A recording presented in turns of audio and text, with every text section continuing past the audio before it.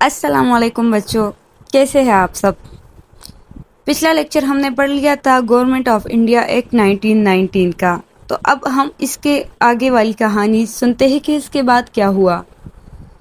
تقریباً 100 سال پہلے انگریزوں نے ہندوستانیوں کے لیے قانون بنانے کے لیے ایک ٹیم بھیجی، لیکن اس ٹیم میں کوئی ایک بھی ہندوستانی شامل نہیں تھا۔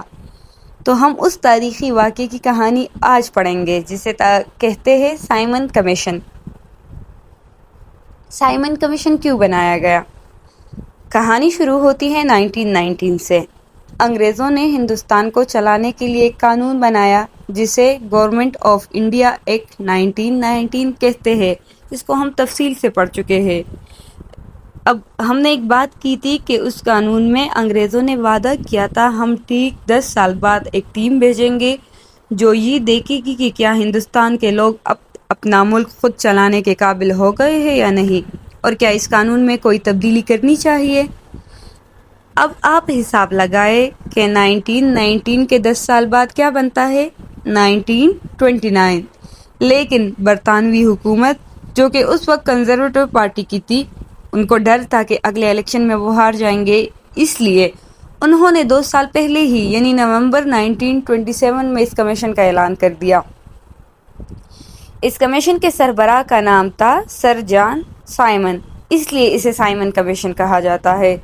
اس ٹیم میں کل 7 ممبران تھے، لیکن بچوں اس میں سب سے بڑا مسئلہ کیا تھا؟ مسئلہ یہ تھا کہ یہ ساتوں کے ساتوں انگریز تھے، ایک بھی ہندوستانی اس میں شامل نہیں تھا، اسی لیے ہندوستانیوں نے اسے وائٹ مین کمیشن کا طعنہ دیا۔ اب آپ خود سوچیں کہ ہندوستان کی قسمت کا فیصلہ ہونا ہے، قانون ہمارے لیے بننا ہے اور ہم سے ہی کسی کو نہیں پوچھا جا رہا، تو یہ ان کے لیے بے عزتی کی بات تھی ہندوستانیوں کے لیے۔ جیسے ہی سائمن کمیشن کے ہندوستان آنے کی خبر پہنچی، پورے ملک میں غصہ پھیل گیا۔ کانگریس جو اس وقت کی بڑی جماعت تھی، اس نے فوراً اعلان کر دیا کہ ہم اس کمیشن کا بائیکاٹ کریں گے۔ لیکن دیکھتے ہیں مسلمانوں کا کیا کردار تھا۔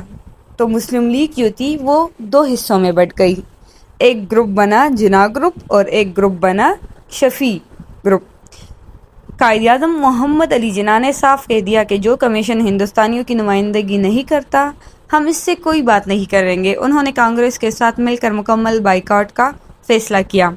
جو دوسرا شفیع گروپ تھا، تو سر محمد شفیع کا خیال تھا کہ ہمیں انگریزوں سے بگاڑنی نہیں چاہیے اور کمیشن سے ملنا چاہیے، لیکن اکثریت قائد اعظم کے ساتھ تھی۔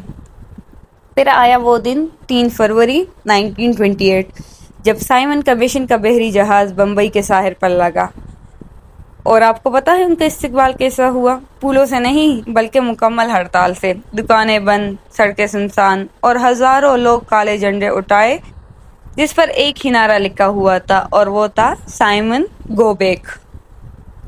یہ کمیشن جہاں جہاں جاتا، چاہے وہ لاہور ہو، لکھنؤ ہو یا پونا، لوگ کالے جھنڈے لے کر پہنچ جاتے۔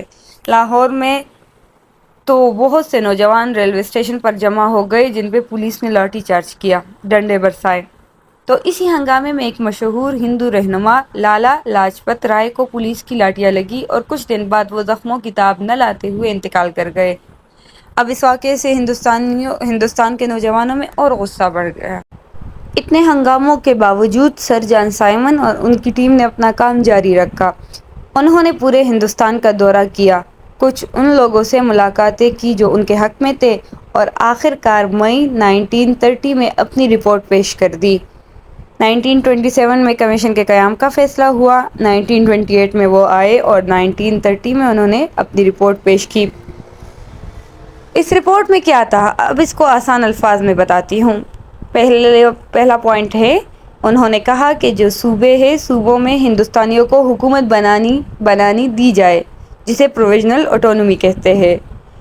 پھر 1919 میں ہم نے ایک نظام کو پڑھا تھا، دوہری حکومت کا ڈیارکی، تو 1919 میں جو صوبوں میں لایا گیا تھا اسے ختم کر دیا جائے۔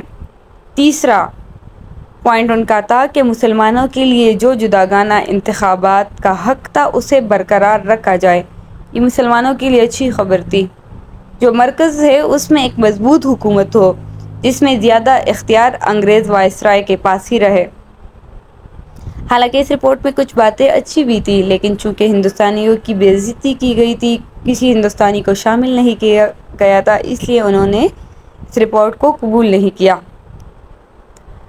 اس کے بعد سائمن کمیشن والوں نے کہا تھا، یوں سمجھے کہ چیلنج دیا تھا، اگر آپ لوگ اس قابل ہے تو خود اپنی رپورٹ بنا کے پیش کر دے۔ بعد میں جو ہمارے پاس نہرو رپورٹ آئی ہے اور قائد اعظم کے 14 نکات، تو وہ اسی وجہ سے آئے تھے، اور انگریزوں نے پھر گول میز کانفرنس بھی بلائی تھی۔